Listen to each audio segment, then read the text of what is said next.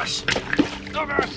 All right guys, welcome back to Greg's Turtle Haven. Today I'm going to talk about what I do now that we're in the midst of fall and we're starting to get some cold overnights. I'm going to talk about what I do to kind of prepare for the winter and how I use kind of this natural leaf litter that I've got everywhere right now to prepare these turtles so that they can overwinter underneath leaf litter, both on land and in the water. So what I've got to do today is I've got to kind of go around. I'm going to take all of these leaves that fell during Hurricane Zeta, all of these leaves that kind of continue to fall all day long, and we're going to take them, rake them up, create some hibernacula for some of the turtles and tortoises, and we're also going to clean out a pond today and get some of the leaves and gunk out of there so that it's a little bit cleaner for these guys to overwinter down at the bottom of the pond. So there's a lot of stuff I'm trying to cover, and I'll kind of take you guys with me, show you how I deal with this. This will be the second one of these videos. I did one of these last year and kind of showed you guys how I do all this stuff, kind of preparing for winter. It's pretty simple. Mother Nature kind of provides a lot of the medium that I need for these guys to bury into, so kind of follow along and we'll get into it. All right, so one thing I'm doing right now is I'm draining this pond. There's a bunch of leaves that fell in here from all of these trees up here. We had Hurricane Zeta come through and just basically dumped and covered everything. So what I've got to do is get this drain, clean all those leaves out, refill this, and then I'm going to use a lot of that leaf litter and I'm going to fill in all around here so that these guys have that stuff to bury into.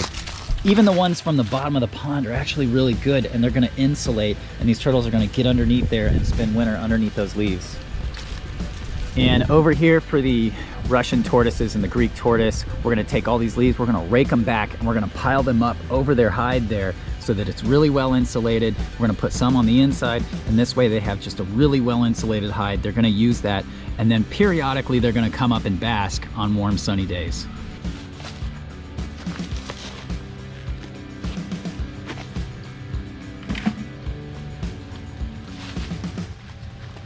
Look at all that stuff. The whole bottom is just covered in this, all from one storm.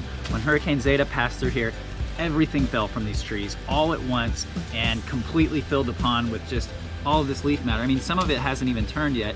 It just stripped it off the trees. So I've got to get this out of the pond. It's going to become way too acidic, and they're going to start to decompose in kind of the wrong way at the wrong time. So I really want to get as much of this out of here as I can, and then let the more natural leaf litter build up after, and then that'll act as an underwater blanket when these turtles are overwintering.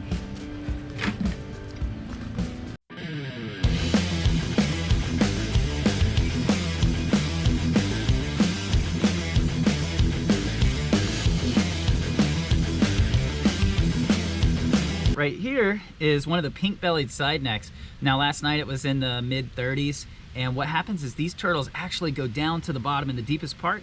They use the leaf litter and they end up overwintering just fine. But what I worry about is it does get a lot colder than that here in the winter, and I don't want to put them through anything that's too cold. So I'm going to go ahead and bring these guys inside, and this here is just a little juvenile or subadult female pink-belly side neck.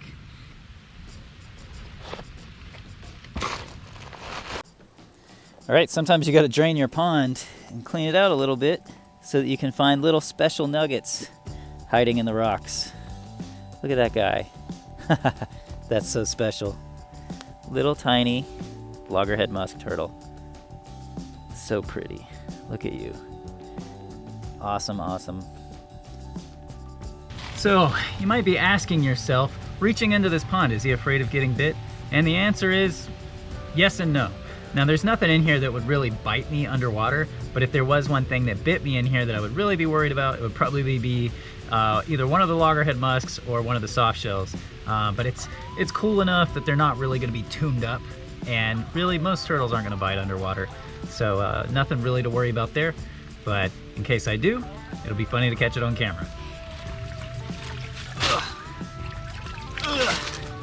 What we got here? Oops, that is a... Oh, here we go. This is another cool turtle. This is the Hyosemes grandis. I also call this the Asian poop shooting turtle because he's probably gonna poop. But this guy's grown a lot this year.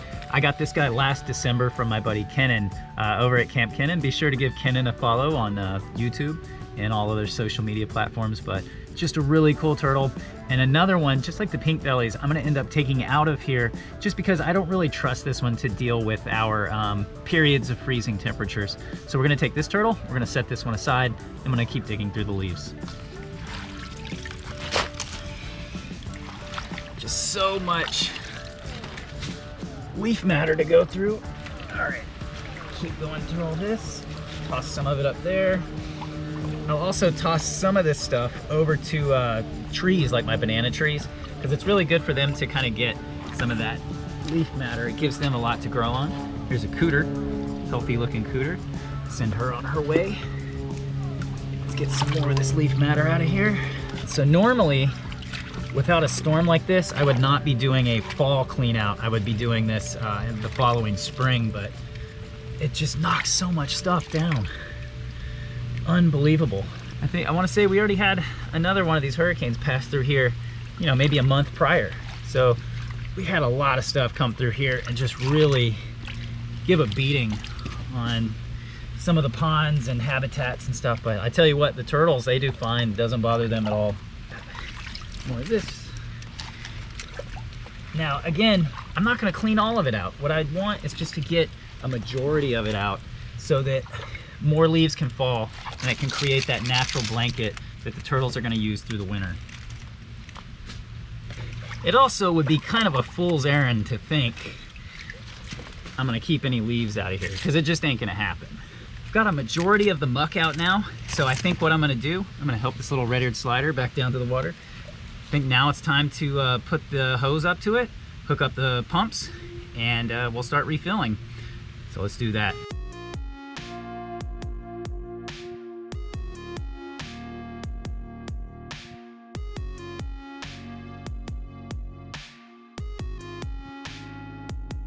All right, so one thing I'm doing here is I've got this little plastic hide, and this is for the box turtles, and what I'm doing is I'm covering it in all of this cypress mulch. I'm packing it on real thick, and it'll stay nice and warm inside here. And those box turtles can just kind of come, climb inside here, and they have a safe place to stay warm.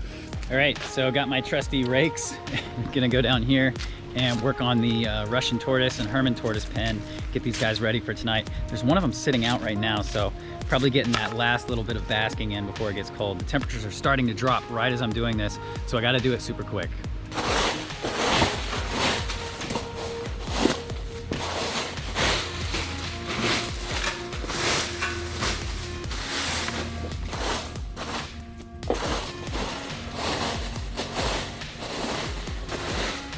All right, so we're gonna clear out a little spot here.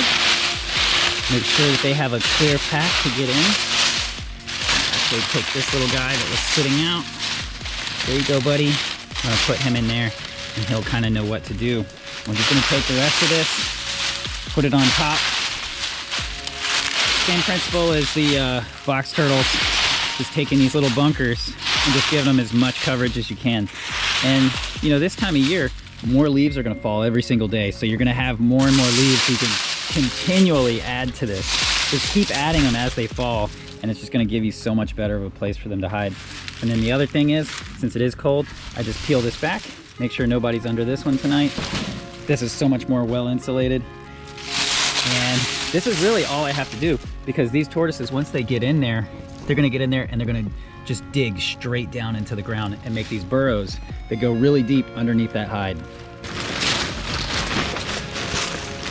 All right, so I'm just gonna kind of put this all around this hide here as well. Just really bring it around, lay it on thick. I like to lay it on thick for this kind of stuff. And then the other good news is, this is also gonna help the base of this plant. Right here, this is a little banana plant. And I just added it here because I think it looks cool. Sometimes, you know, if it looks cool, it looks cool. So I add these guys, but they do die off in the winter. So what I do is I put some mulch at the base of these. This way, when the leaves and the top parts die off, the core of that plant is still alive. So packing that down, this whole thing is just gonna be so well insulated with all of that mulch covering the hide. You can see these turtles can get right inside there and have this nice safe hide. All right, so the pond is almost full. We've got the Russian tortoises covered, and now we've covered some of the areas that the box turtles are gonna stay in tonight, and we'll keep adding to this as the fall goes on. So I hope this wasn't too quick and too frantic, but I did wanna kind of show you guys something you can do at home to keep your turtles warm through the winter. So thank you so much for watching. Drop a like, give me a dislike, I don't care. And then leave me a comment, because I do love reading the comments. I love, you guys give me great comments. I love to respond to them. And then if you're not subscribed, I'm talking to you. with the glasses. You're not subscribed. You watch it, you got your little glasses on, and you're not subscribed. Subscribe. I'll catch you guys on the next one. Take care. Peace.